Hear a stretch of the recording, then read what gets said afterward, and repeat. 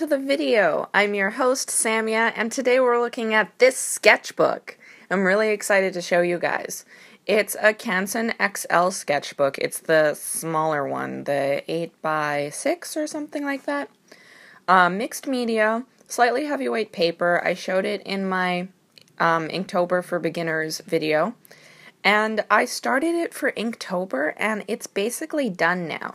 Now, disclaimer, this is not a sketchbook that has, like, every single page completely filled up. There are empty pages. I kind of, when I'm not happy with the piece on a page, I kind of would rather have a fresh start. Sometimes I go back and fix stuff, and there's a few things in here I might finish.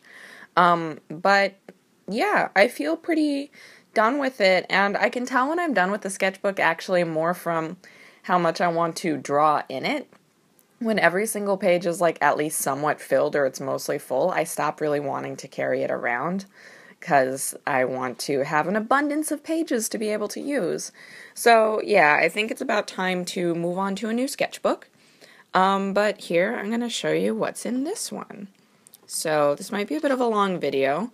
If you just want to see the sketchbook and you don't really care about me talking, which is totally cool. I hope you find your favorite tunes, put it on, and take a look at my work, and let me know what you think of any of the pieces in the comments below.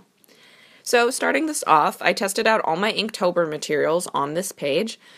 P.S. I'm working by a light right now, so if you see some weird shadows, that's why, but I'll try and keep it minimal.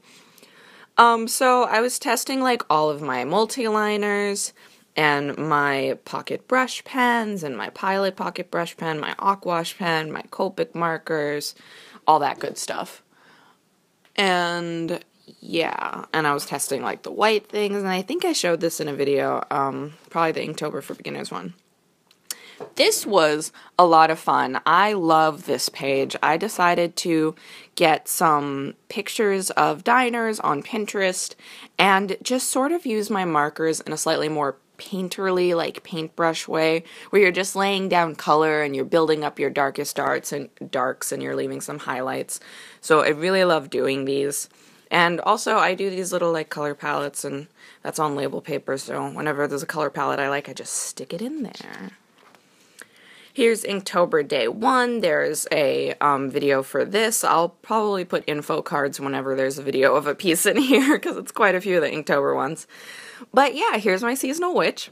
I love the colors. I took a minimal color approach with this, and I was still kind of deciding, do I want to use color for Inktober or focus on ink, and eventually I just mostly focused on ink, but I really love this color palette and actually want to like use this particular color palette in something else. Here's a piece I didn't finish. It's a cute pose, but for the witches I was doing the first couple of days, I felt like this was like too sexy of a pose. There's nothing wrong with sexy poses, and I love that this girl is thick-thighed, but yeah, I might turn it into a character at some point. We'll see.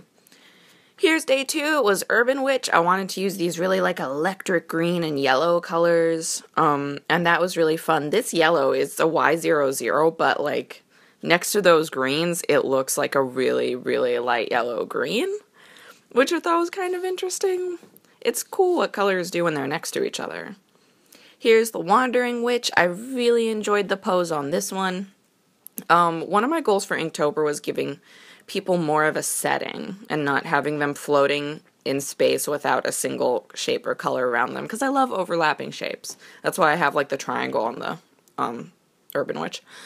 So I really liked getting to draw this with her looking outside and putting a bag near her, and this is something I really want to do a lot more. Here's Garden Witch. I had these like branch patterns in the back, but I never really finished that part, which is fine. I used mostly ink for this one, and then a little bit of water-soluble marker. That's what these colors are. This is actually a red marker that I just like barely used, and used my water brush to spread it all out. Here's the Socialite Witch. Darling, in some circles, being a socialite means you needn't wear pants. I don't know. I just loved her pose with a leotard, and I didn't really want to give her clothing. And I decided that that was her attitude, and I'm kind of happy I made that choice. Here is, I think this was the Oracle Witch? I'm not sure. Usually I write it down.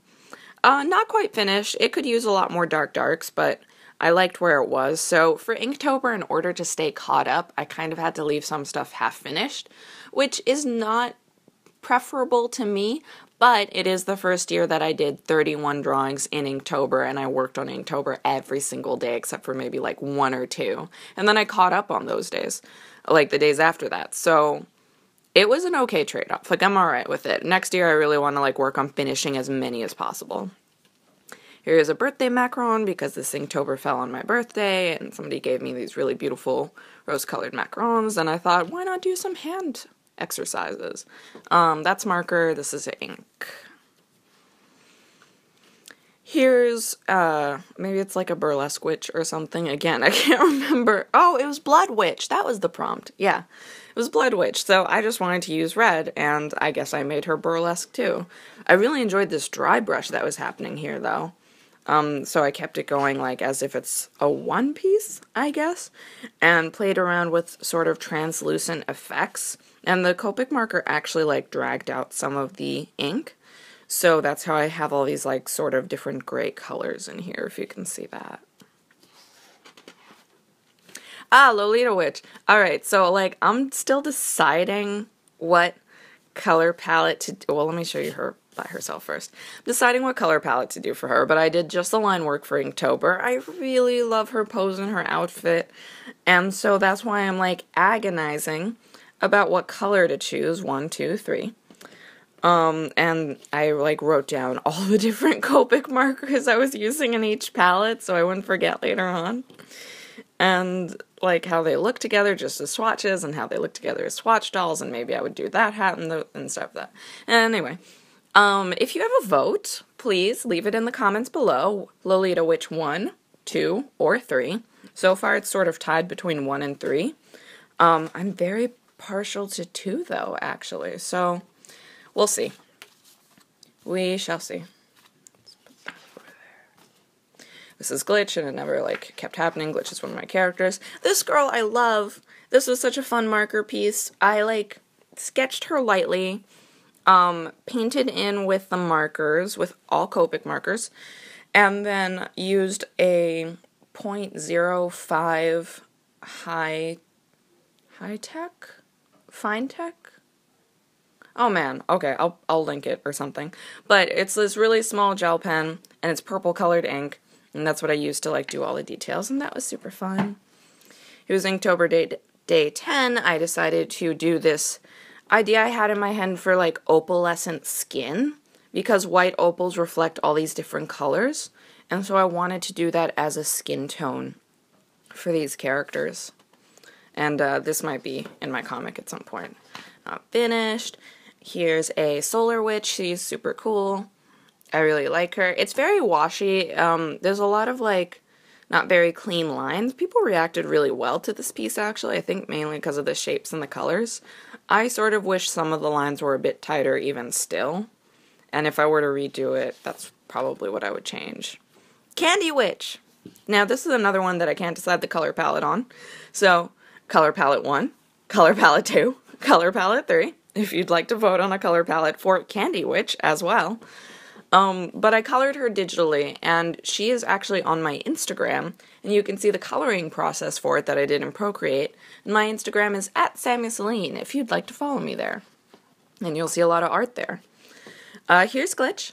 Yeah, I love her. She's the main character in my story that so far is just called Glitch, and it's a comic I'm working on for my MFA comic thesis, and you're going to start to see more characters from that.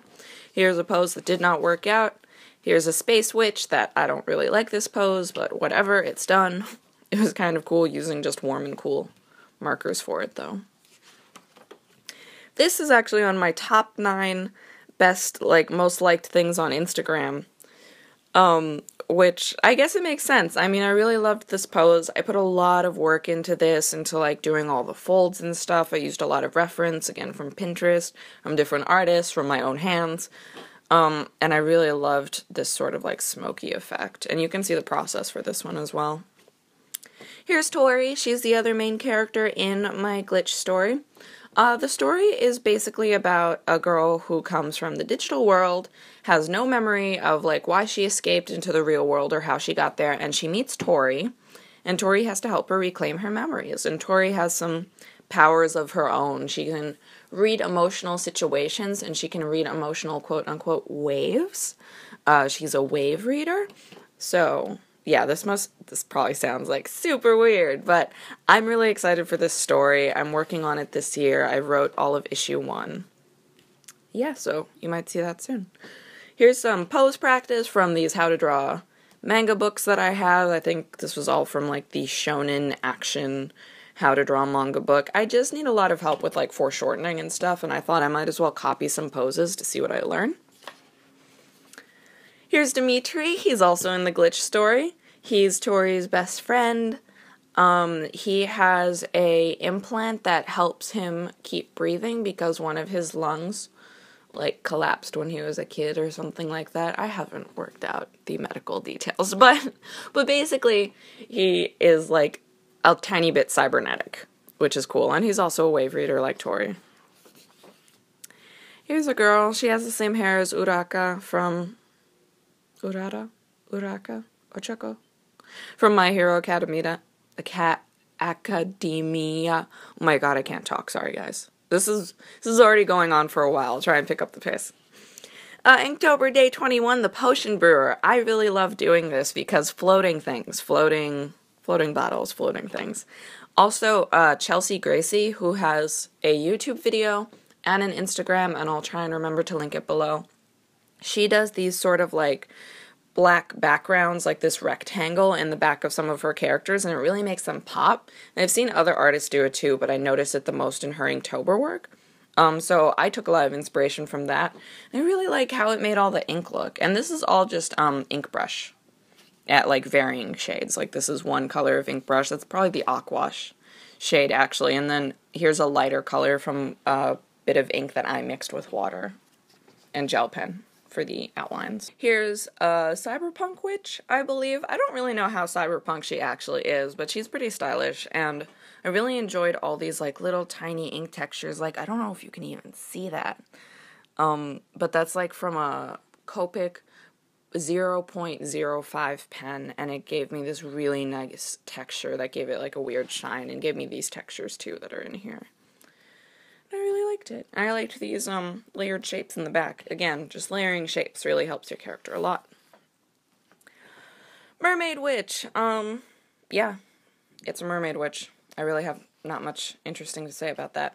This I am trying to color digitally. This is the Lunar Witch, and I want to finish her traditionally. I'm also coloring her digitally because, guess what? I couldn't decide how to color her. I love color so much, and I couldn't decide. Here's some expression practice for Glitch for the story so that she doesn't have same face syndrome in the comic. Here's Music Witch. I really love her, and that day I got my Fine Tech watercolor palette in the mail, and she's all like, let's see if you can see it, she's all glitzy. I don't know if you can actually, like, see that, but this is the Fine Tech watercolor. And here's some more Fine Tech watercolor, and there's a process video for this one, too. I love doing this. This was for the last day, and I love her little ghost friend. The pop of orange made me really happy. It's all ink, otherwise. That's just orange Copic, and then the metallic watercolor, and then some white gel pen to sharpen the edges. Here is a Warrior Night Witch that I have to finish inking.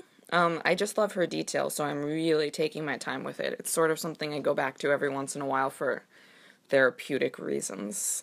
Here's Ochako again. Well, like, actually this time, not just, like, her hair. I just wanted to copy an anime picture. This is all Copic markers. Here's my chibis. I love my chibis. I want to do more chibis. I don't know.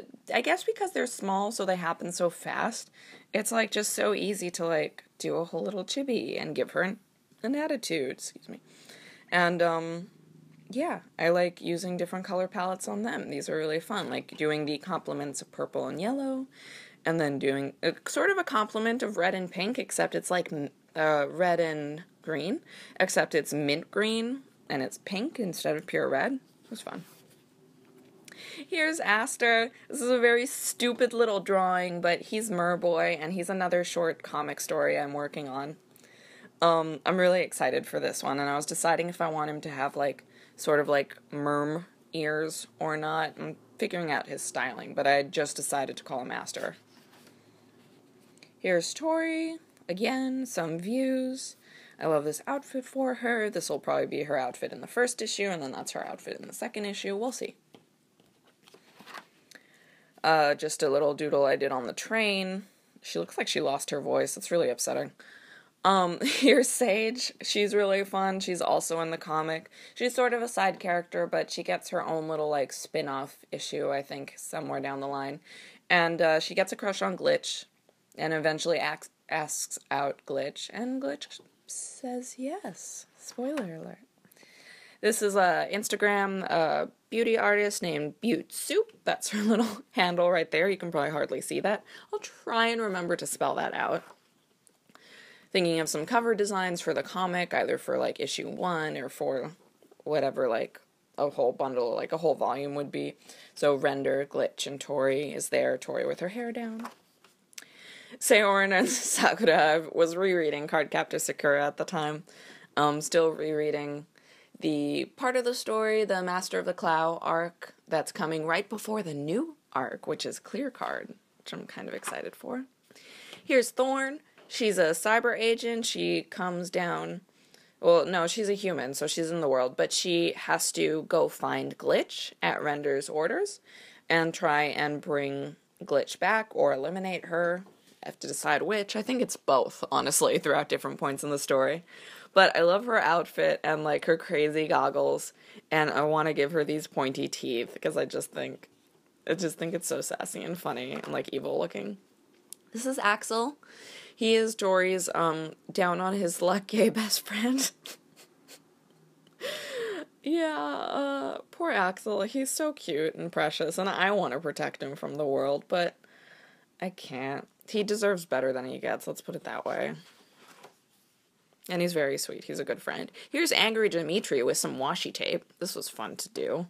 I just, like, put tape for his whole shirt and cut around it. Here is some Cyberpunk Angels of Justice. I'm trying to decide what Render's digital army might look like the soldiers that are under his control. So I'm doing, like, these weird, like, sort of steampunk things, but I think I like the knight helmet a little bit better. We'll see. Working more on this next semester. Here's George. He's in my comic. He's sort of an evil scientist being controlled by Render. You guys really want to read this comic now, don't you? I bet you do. Here's Cole Sprouse's, like, tiny bit of his nose that doesn't even look like him. Obviously gave up on this page. Here's a self-portrait of me and my new kitten, Oliver. I had to do this for class, and it was really fun to do a regular self-portrait, and then even more fun to do myself as a monster. So I took a picture of me after I'd just dyed my hair, like, green, and then used a bunch of different Copic markers to sort of just, like, bring all these colors in. There's, like, a yellow-green marker mixing in with the blue-greens that I used. I made my skin tone gray. I made my ears pointy. My tongue looks weird. I love this. I want to draw more people as monsters, because this is, like, fun and therapeutic. There's Aster, like, you can barely see him. Sad Aster! Here's little sad merboy. Poor baby. He doesn't have friends when he first grows up, because he can't swim as fast as the other little merfish.